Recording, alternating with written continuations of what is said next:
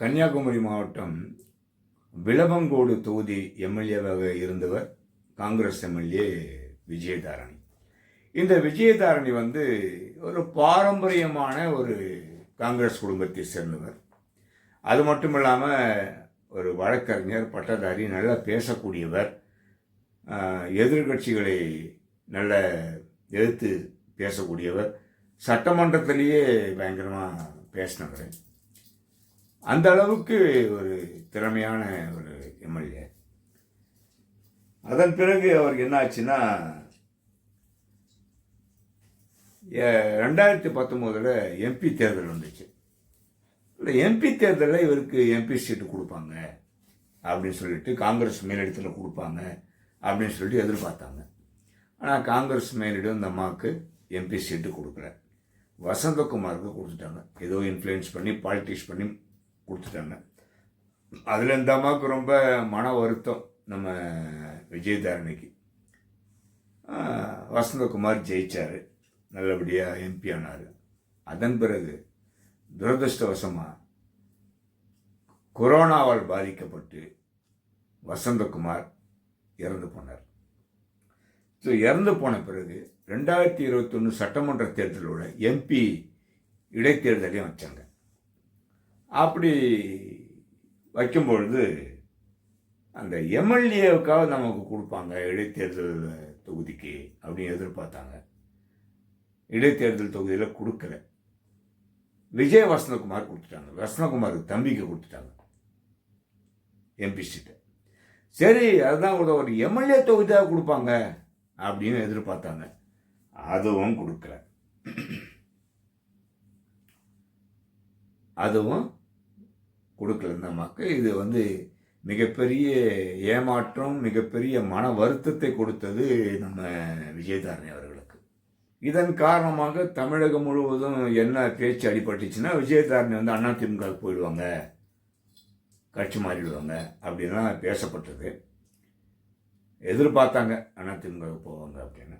ஆனால் இவங்க அதிமுகவுக்கு போகலை. எதிர்பாராத விதமாக இந்த அம்மா உடனடியாக டெல்லிக்கு போகிறாங்க. டெல்லிக்கு ஏன் போகிறாங்கன்னா, பாஜக தலைவரை போய் பார்த்து பிஜேபியில் சேரலாம் அப்படின்னு போகிறாங்க அப்படின்னு சொல்லி தமிழ்நாடு முழுவதும் பரவலாக பேசுனாங்க. இவங்க பிஜேபியில் போய் சேர போகிறாங்க அப்படின்னு. அப்போ தமிழக காங்கிரஸ் கமிட்டி தலைவர் செல்வ பெருந்தகை என்ன பண்ணார், அதெல்லாம் விஜயதாரணி போக மாட்டாங்க, அவங்க காங்கிரஸ் பேர் இயக்கத்தில் உள்ளவங்க, அதனால் அவங்க போக மாட்டாங்க அப்படின்னு அவர் சொன்னார். போனாங்க. அடுத்த நாளே பிஜேபியில் சேர்ந்துட்டாங்க.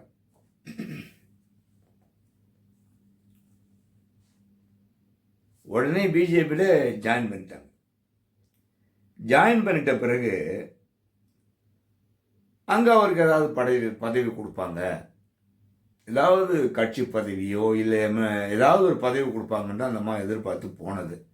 ஆனால் இவங்க போய் ரொம்ப நாள் ஆகுது, ஒரு பதவியும் கொடுக்கல பிஜேபி. அது மட்டும் இல்லாமல் இவங்க என்ன பண்ணாங்க, பிஜேபியில் போய் சேர்ந்த உடனேயே ப்ரெஸ் மீட்டில் பேசுகிறாங்க, காங்கிரஸ் பெண்கள் முன்னுக்கு வரக்கூடாது அப்படிங்கிறதுல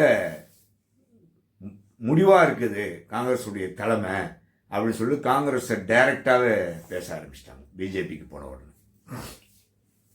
அந்த மாதிரி தான் குஷ்பம் பேசினாங்க. இப்போ குஷ்பு எங்கே இருக்காங்கன்னு தெரியல, அட்ரஸ் எல்லாமே போயிட்டாங்க. அவங்க ஒரு மரியாதையாக அவங்க காங்கிரஸில் இருந்துருக்கலாம், நல்லா இருந்திருப்பாங்க. இப்போது எங்கே இருக்காங்க, என்ன பண்ணுறாங்கன்னு தெரியல. விஜயதாரணி போன பிறகு குஷ்புக்கும் விஜயதாரணிக்கும் நம்ம கம்பேரிசன் பண்ண முடியாது. விஜயதாரணி ஒரு பாரம்பரிய ஒரு அரசியல்வாதி, படித்தவர், வழக்கறிஞர், இப்படி பல முகங்கள் இருக்குது இந்த அம்மாவுக்கு. அதனால் அவங்கள நம்ம சொல்லலாம். பட் பிஜேபியிலேருந்து அவங்களுக்கு எந்த ஒரு பதவியும் தரல, ஒரு ரெஸ்பான்ஸே இல்லை. அதனால் இப்போ என்ன சொல்கிறாங்கன்னா, விஜயதாரணி மறுபடியும் காங்கிரஸுக்கே வந்துடுவாங்க, பிஜேபியில் ஒன்றும் வேகலை, அவங்களுக்கு மரியாதை இல்லாத போயிடுச்சு, இருக்கிற கொஞ்சம் நஞ்சம் மரியாதையும் காங்கிரஸ்லேருந்து கெடுத்துக்கினாங்க, அதனால் மறுபடியும் அவங்க காங்கிரஸுக்கு வந்துடுவாங்க அப்படின்னு பரவலாக பேசுகிறாங்க. காங்கிரஸ்காரங்களும் பேசிகிட்டு இருக்காங்க. ஆனால் அந்த அம்மா காங்கிரஸுக்கு போகிற மாதிரி தெரியல, காங்கிரஸ் வர மாதிரி தெரியல. இடையில பத்திரிகையாளர்லாம் சந்தித்து விஜயை பற்றி என்ன சொல்லுங்கன்னு வாயை கிளறிட்டாங்க. வாயை கிளறணுன்னு அந்த அம்மா என்ன சொல்லிட்டாங்க, விஜய்க்கு அவர் அவருடைய கட்சியை பலமாக வச்சிருக்காரு. இந்த தருணம் அவருக்கு நல்ல வாய்ப்பு இருக்குது, ஆட்சி அமைப்பதற்கே வாய்ப்பு இருக்குது அப்படின்ட்டாங்க. வாய்ப்பு இருக்குது. அப்படி இல்லைன்னா ஓட்டுகள் பயங்கரமாக சிதறும், பிரியும் பொழுது எல்லா கட்சியும் மாதிரி இவரும் ஒரு மிகப்பெரிய கட்சியாக தமிழகத்தில் ஒரு ஆளுமைத்தன்மை உள்ள கட்சியாக வந்துடுவார், அது எந்த சந்தேகமும் இல்லை அப்படின்னு ஒரு போட்டாங்க. அப்போது என்னன்னா, இப்போது விஜய்க்கு ஒரு நல்ல பேச்சாளர்கள், நல்ல திறமையானவர்கள்லாம் தேவைப்படுது. அவரும் சல்லடை போட்டு சலித்து பார்த்துட்டு இருக்காரு. அந்த அர்ஜுன் யாதவ் யாரோ ஒருத்தர், அந்த மார்ட்டின் லாட்ரிகார், அவருடைய மருமகன், அவர் விடுதலை சிறுத்தையில் வந்தார்ல, விஜய் கூட போய் நினச்சார் பொழுது. ஆனால் விஜய்க்கு அது இஷ்டம் இல்லை. ஏன்னா அவங்கள திருட்டு கும்பல், அந்த மார்ட்டின் கும்பல் உலகத்துக்கு தெரியும். கள்ள லாட்ரி அடித்து வியாபாரம் பண்ணவங்க, கோடியாக அரசாங்கம் அவரை பிடிச்சி ரைடு பண்ணி அப்பப்போ கேஸை போட்டுக்கினே இருக்கு. அப்படி இருக்கும் பொழுது இவரை சேர்த்தா ஆரம்பத்தில் நம்ம காலி ஆகிடுவோம்.